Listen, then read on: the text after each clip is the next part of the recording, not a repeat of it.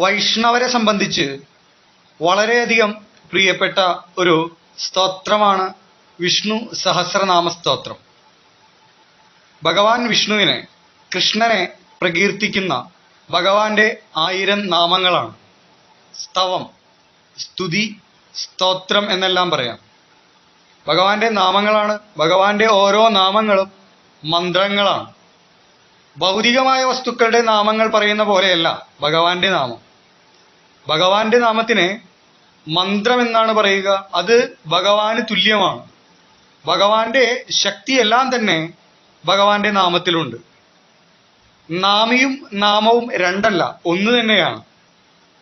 നാമത്തിന്റെ അധിപതിയായിട്ടുള്ള ഭഗവാൻ തന്നെയാണ് നാമമായിട്ടും രൂപാന്തരപ്പെടുന്നത്. ഭഗവാന്റെ രൂപം, നാമം, ഗുണം, ലീല, ഇത് 4ഉം ഭഗവാൻ തന്നെയാണ്. ഒരേ ശക്തിയാണ്.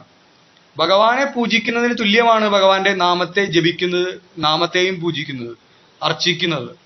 ഭഗവാന്റെ നാമജപം ഭഗവാനെ സ്വയം സമർപ്പിക്കുന്ന പോലെ തന്നെയാണ്, ഭഗവാനുമായി അലിഞ്ഞു ചേരുന്ന പോലെ തന്നെയാണ്. നാവുകളിൽ ഭഗവാൻ നൃത്തമാടുന്ന പോലെയാണ് ഭഗവാന്റെ നാമം ജപിക്കുന്ന സമയത്ത്. രണ്ടായി കാണരുത് ഭഗവാന്റെ നാമത്തെ. ഭഗവാൻ കൃഷ്ണനെ സംബന്ധിച്ച്, ഭഗവാൻ വിഷ്ണുവിനെ, നാരായണനെ സംബന്ധിച്ച് ഒരുപാട് നാമങ്ങളുണ്ട്. ഭഗവാൻ അനന്തമായ നാമങ്ങളുണ്ട്, എണ്ണമില്ലാത്തത്ര നാമങ്ങളുണ്ട്. വിഷ്ണു സഹസ്രനാമം മഹാഭാരതാന്തർഗതമായിട്ടുണ്ട്. അതുപോലെ തന്നെ ഭഗവാന്റെ 2 സഹസ്രനാമങ്ങൾ വൈഷ്ണവ തന്ത്രമായിട്ടുള്ള നാരദ പഞ്ചരാത്രത്തിലുണ്ട്. ഗരുഡ പുരാണം, നാരദ പുരാണം, അങ്ങനെ നിരവധി പുരാണങ്ങളിൽ ഭഗവാന്റെ സഹസ്രനാമങ്ങൾ കാണാൻ സാധിക്കും. അത്രയധികം അനന്തമായ നാമങ്ങൾ ഭഗവാനുണ്ട്. ഭഗവാന്റെ ഏത് നാമം ജപിച്ചു കഴിഞ്ഞാലും അതിന് ശക്തിയുണ്ട്. ഭഗവാന്റെ 8 നാമങ്ങൾ, 12 നാമങ്ങൾ, അതുപോലെ 108 നാമങ്ങൾ, 1000 നാമങ്ങൾ, ഇതെല്ലാം പല ഗ്രന്ഥങ്ങളിലായിട്ട് നമുക്ക് കാണാം. പുരാണ ഇതിഹാസങ്ങളിൽ, അതുപോലെ താന്ത്രിക കൃതികളിലെല്ലാം കാണാൻ സാധിക്കും. ഏത് നാമം ജപിച്ചു കഴിഞ്ഞാലും ഭഗവാന് പ്രിയപ്പെട്ടവരായി മാറുകയാണ്. പ്രത്യേകിച്ച് കലിയുഗം ഭഗവാന്റെ നാമജപമാണ് കൂടുതൽ ഊന്നിപ്പറയുന്നത്. കലിയുഗത്തിന്റെ ധർമ്മവും നാമജപമാണ്. പ്രത്യേകിച്ച് എടുത്തു പറയുമ്പോൾ ഹരിനാമ ജപമാണ് കലിയുഗത്തിൽ വേണ്ടത്. കീർത്തനീയ സദാഹരി, എപ്പോഴും ഹരിയെ തന്നെ കീർത്തിക്കണം ഈ കലിയുഗത്തില്.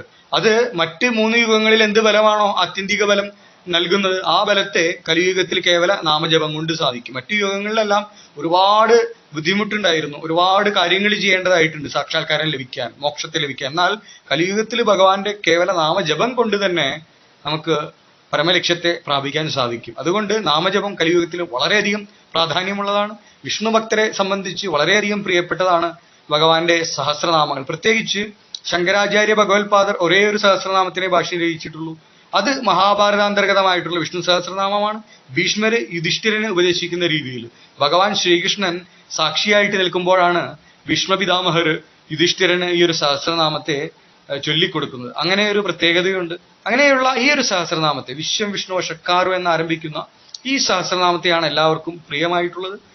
ഈ ഒരു വീഡിയോയിൽ നമ്മൾ ചെയ്യുന്നത് 250ാമത്തെ നാമം മുതൽ 50 നാമങ്ങളുടെ, അതായത് 300 വരെയുള്ള നാമങ്ങളുടെ ലളിതമായിട്ടുള്ള അർത്ഥം, മലയാള അർത്ഥമാണ് പറഞ്ഞു പോകുന്നത്. ഇതിനോടകം 250 നാമങ്ങളുടെ അർത്ഥം പറയുന്ന വീഡിയോസ് ചെയ്തിരുന്നു. ഇത് പാർട്ട് 6 ആണ്, പാർട്ട് 6 ആണിത്. പാർട്ട് 5 വരെയുള്ള ഭാഗങ്ങൾ കാണാത്തവർ കാണുക. അതിന്റെ തുടർച്ചയായിട്ടാണ് ഇത് കാണേണ്ടത്. ഓം നമോ നാരായണായ എന്നുള്ളത് ഭഗവാന്റെ അഷ്ടാക്ഷരി മന്ത്രമാണ്.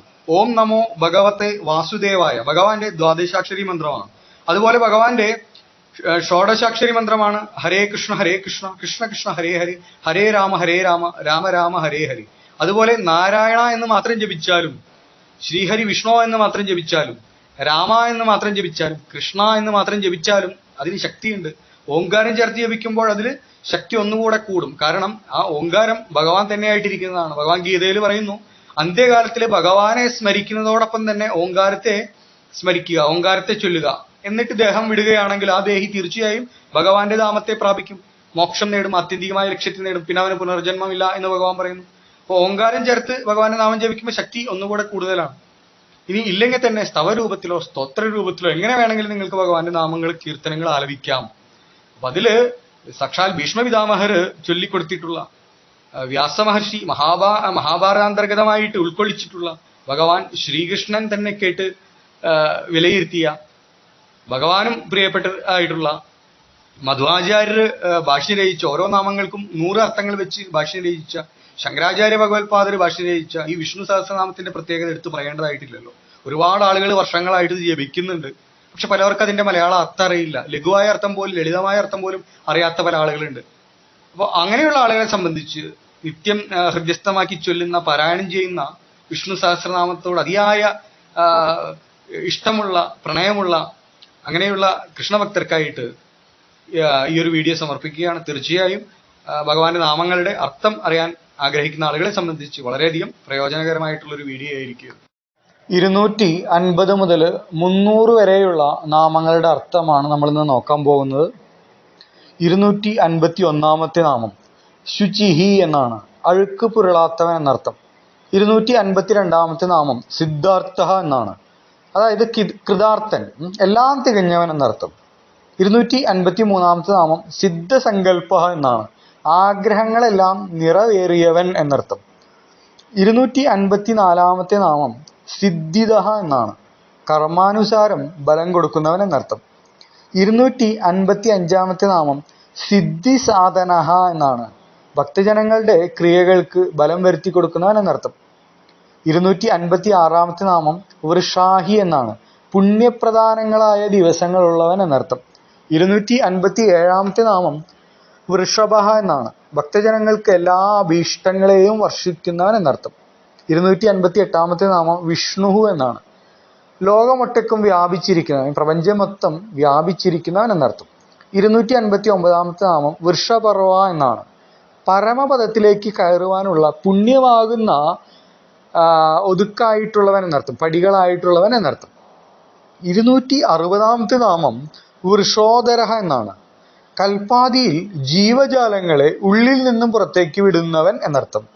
261 നാമം വർദ്ധന എന്നാണ്, ഭക്തജനങ്ങളുടെ ശ്രേയസ്സിനെ വർദ്ധിപ്പിക്കുന്നവൻ എന്നർത്ഥം. 262 നാമം വർദ്ധമാനഹ എന്നാണ്, പ്രപഞ്ചരൂപേണ വർദ്ധിച്ചു കൊണ്ടിരിക്കുന്നവൻ എന്നാണ് അതിനർത്ഥം. 263 നാമം വിവിക്ത എന്നാണ്, വിവിക്ത, അതായത് ഒന്നിലും ബന്ധപ്പെടാതെ വേറിട്ട് നിൽക്കുന്നവൻ എന്നാണ് ആ നാമത്തിന്റെ അർത്ഥം. 264 നാമം ശ്രുതി സാകരഹ എന്നാണ്, അതായത് വേദങ്ങൾക്ക് സമുദ്രമായിട്ടുള്ളവൻ എന്നർത്ഥം, സമുദ്രം പോലെ അറിവുകൾ ഉള്ളവൻ എന്നർത്ഥം. 265 നാമം സുഭുജഹ എന്നാണ്, ലോകരക്ഷയിൽ പ്രവൃത്തങ്ങളായ നല്ല കൈകളുള്ളവൻ എന്നർത്ഥം. 266 നാമം ദുർധര എന്നാണ്, എളുപ്പത്തിൽ ഹൃദയത്തിൽ ധരിക്കുവാൻ കഴിയാത്തവൻ എന്നർത്ഥം. 267 നാമം വാഗ്മി എന്നാണ്, വേദരൂപമായ പ്രശസ്തമായ വാക്കുള്ളവൻ എന്നർത്ഥം. 268 നാമം മഹേന്ദ്ര എന്നാണ്, ഈശ്വരന്മാർക്കും ഈശ്വരനായിട്ടിരിക്കുന്നവൻ, ഇന്ദ്രനും ഇന്ദ്രനായിട്ടിരിക്കുന്നവൻ, ഇന്ദ്രനും അധിപതിയായിട്ടിരിക്കുന്നവൻ എന്നർത്ഥം. 269 നാമം വസുധ എന്നാണ്, ധാരാളം ധനം സമ്പത്ത് ദാനം ചെയ്യുന്നവൻ എന്നർത്ഥം. 270 നാമത്തിനർത്ഥം വസുഹു എന്നാണ്, സമ്പദ് സ്വരൂപൻ അല്ലെങ്കിൽ മായ കൊണ്ട് മറഞ്ഞിരിക്കുന്നവൻ എന്നെല്ലാം അർത്ഥം പറയാം. 271 നാമം നൈകരൂപ എന്നാണ്, അനേകം രൂപങ്ങളുള്ളവൻ എന്നാണ് ഇതിനർത്ഥം കൽപ്പിക്കുന്നത്. 272 നാമം ബൃഹദ്രൂപ എന്നാണ്, അതായത് വളരെ വലിയ രൂപമുള്ളവൻ എന്നർത്ഥം. 273 നാമം ശിബിവിഷ്ട എന്നാണ്, ശിബിവിഷ്ട എന്നാൽ ജീവജാലങ്ങളിൽ യജ്ഞരൂപത്തിൽ സ്ഥിതി ചെയ്യുന്നവൻ എന്നാണ് അർത്ഥം വരുന്നത്.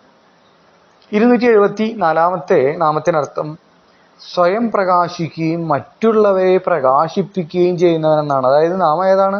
പ്രകാശനഹ എന്നാണ് അർത്ഥം, എന്നാണ് നാമം. പ്രകാശനഹ എന്നാണ് നാമം, അർത്ഥം സ്വയം പ്രകാശിക്കുകയും മറ്റുള്ളവയെ പ്രകാശിപ്പിക്കുകയും ചെയ്യുന്നവൻ. 275 നാമം ഓജസ്തേ ദ്വിതിധരഹ എന്നാണ്, ഓജസ്സും തേജസ്സും കാന്തിയുമുള്ളവൻ എന്നർത്ഥം. 276 നാമം പ്രകാശാത്മാ എന്നാണ്, പ്രകാശരൂപമായ ആത്മാവോട് കൂടിയവൻ എന്നർത്ഥം. 277 നാമം പ്രതാപനഹ എന്നാണ്, വിശ്വത്തെ നന്നായി തപിപ്പിക്കുന്നവൻ എന്നർത്ഥം. 278 നാമം ഋദ്ധ എന്നാണ്, ജ്ഞാന വൈരാഗ്യാദികളാൽ സമ്പന്നനായവൻ എന്നർത്ഥം. 279 നാമം സ്പഷ്ടാക്ഷര എന്നാണ്, സ്പഷ്ടമായ ഓങ്കാര സ്വരൂപൻ, അക്ഷരസ്വരൂപനായിട്ടിരിക്കുന്നവൻ. 280 നാമം മന്ത്ര എന്നാണ്, മന്ത്രസ്വരൂപനായിട്ടിരിക്കുന്നവൻ എന്നർത്ഥം.